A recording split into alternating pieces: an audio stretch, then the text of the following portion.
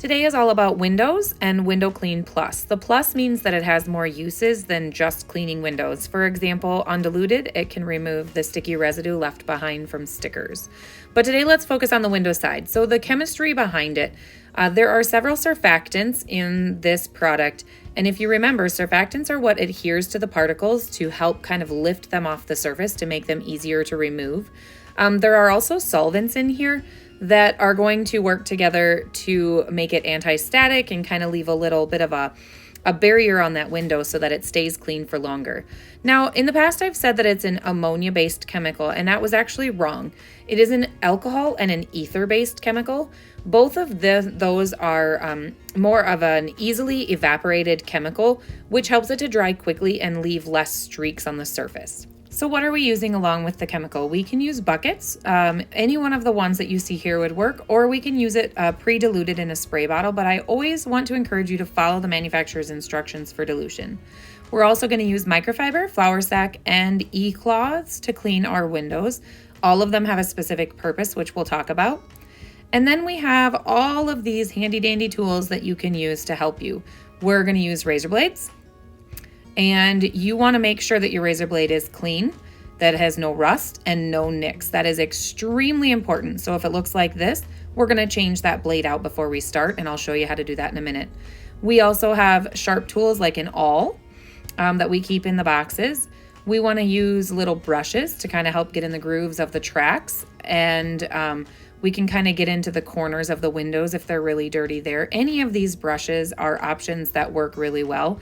None of them is better than another necessarily. It's kind of just preference and what's available to you.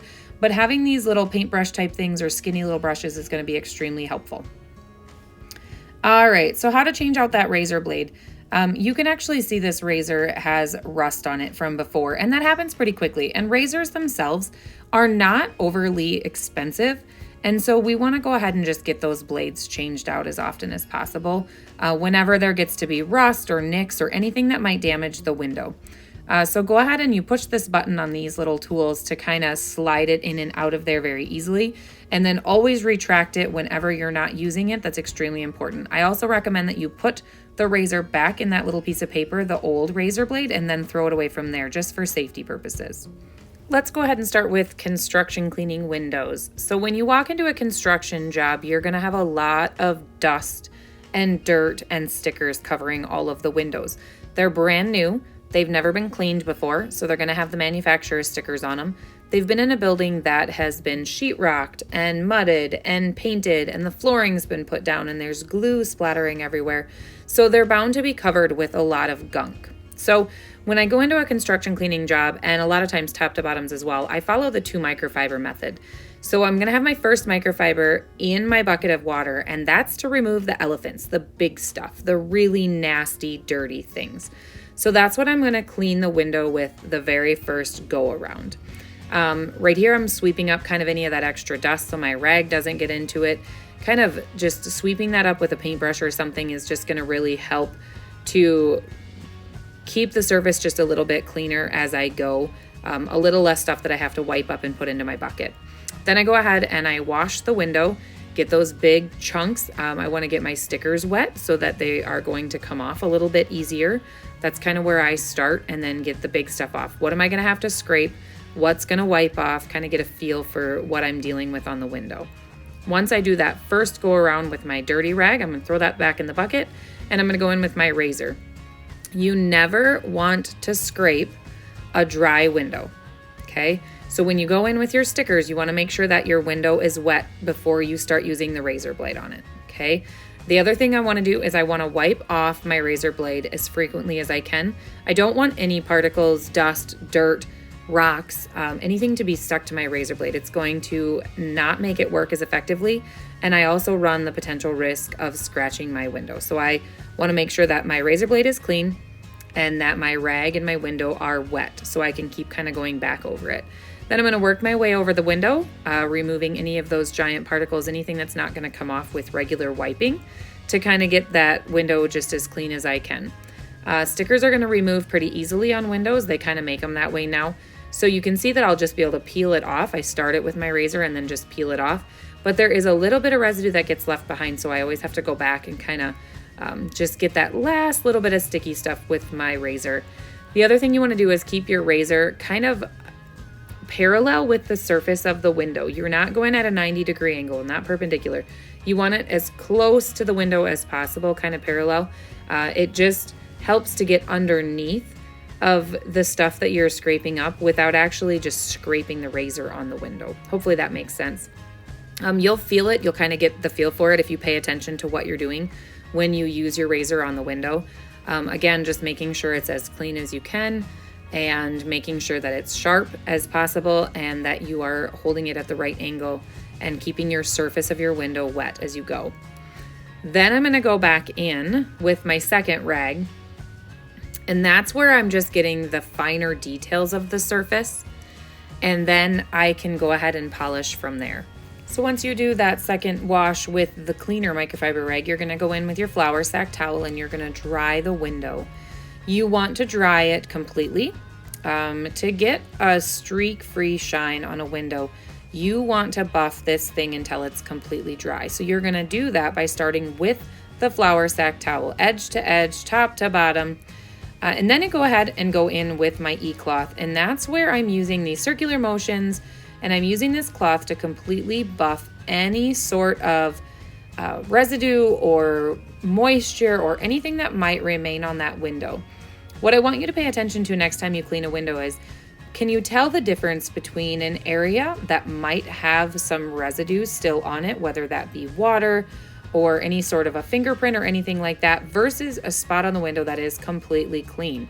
There is a difference in that surface tension when the microfiber rubs across the window for where it's perfectly clean and where it's not. Screens are the next thing. Sometimes they're going to be on the insides of the window like this, and sometimes they're going to be on the outsides of the window.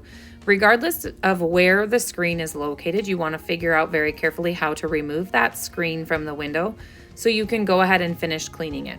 When you're on a job, we always want to open that window and we want to clean the cracks, the crevices, all of the spaces that are going to be visible.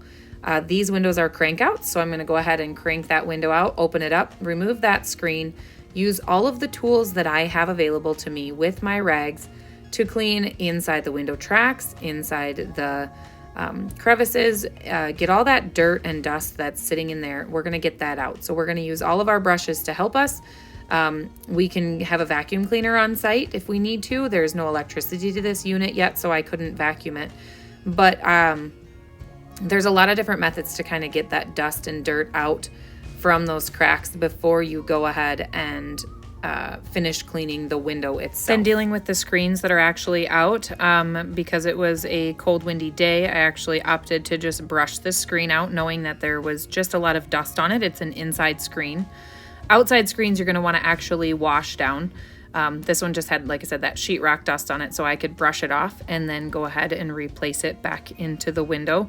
But we want to make sure we clean the screens, not just the windows, because the screens can hinder seeing through the window just as much as the dirt on the window pane itself.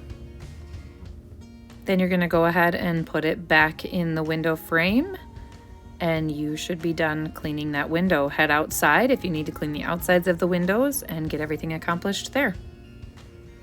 The next thing we do is a lot of top to bottom windows, and they're going to be a whole different level of dirt. So your tracks are going to be a lot dirtier, a lot of times full of bugs. There's going to be a lot more to wipe. You can go ahead and do the same thing. You can vacuum out that window before you start the window track. If it's just kind of stuck on dirt and mud, then you're going to go ahead and get your rag kind of soupy wet and go ahead and clean in those window tracks using the brushes and all of the extra little tools to help you get in all those crevices.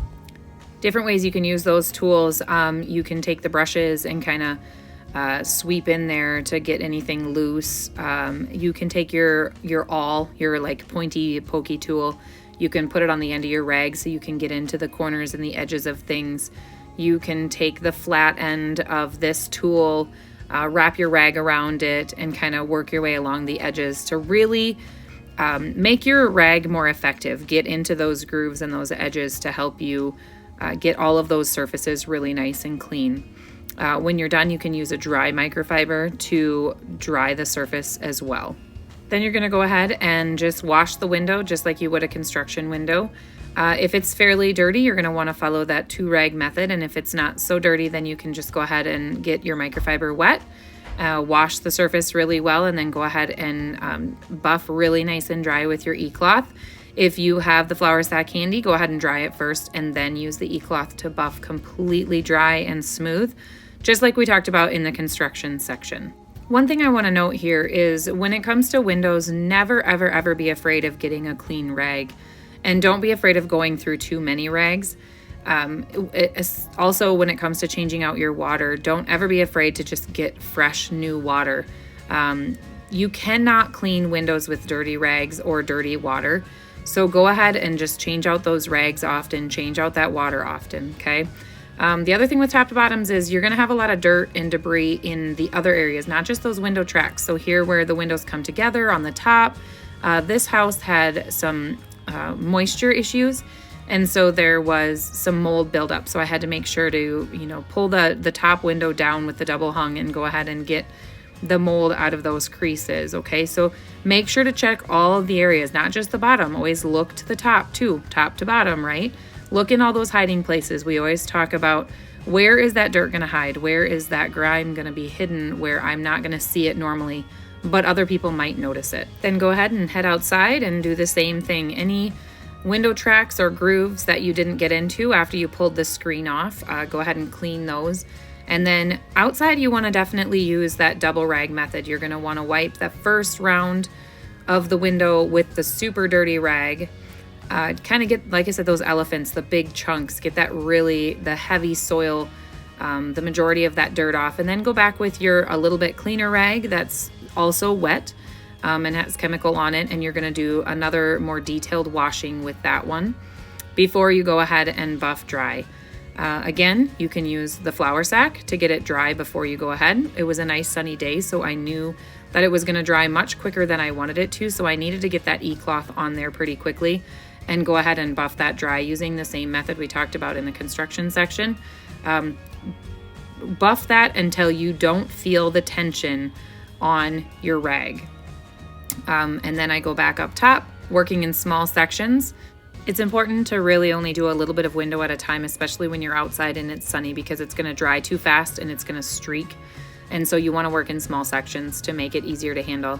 Then I go back in and wash my screen. Remember, screens are going to harbor a lot of dirt and dust. And so we want to get our bucket and we want to get them pretty wet and get that rag wet. And you're going to wipe the screen itself as well as the frame around the edge of the screen. It's just going to make the whole window look so much nicer. So this is an important step that we do not want to skip. Let's look at just a different type of window. So this is another top to bottom, and this is going to show a little bit about how you can use the vacuum to get into those grooves to get all of those bugs out. There is definitely a lot of bugs that build up in old houses, especially in these old windows. And so we're going to get those out for the client, vacuuming them up before we go ahead and wipe everything down. Don't forget that it's going to be on the bottom side of that window, okay?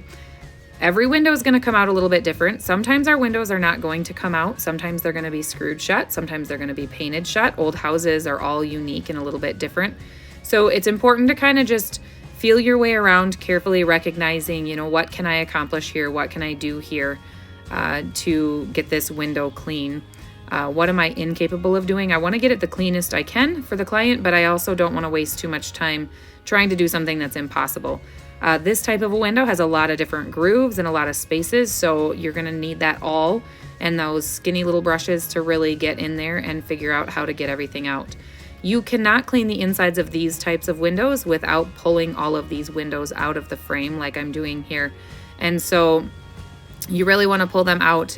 You'll have to go outside and wash the outside of these inside windows in order to get those clean. So just really showing you how to get into the grooves and really get those spaces clean, and how sometimes it just takes a little bit more elbow grease and a little bit more time than others. It just really depends on each window. But we really want to do our best for our client. You have to remember that they are paying us to do a job that either they don't want to do or they don't know how to do. And when somebody hires a professional company to do a job that they don't know how to do, they expect that you know how to do it.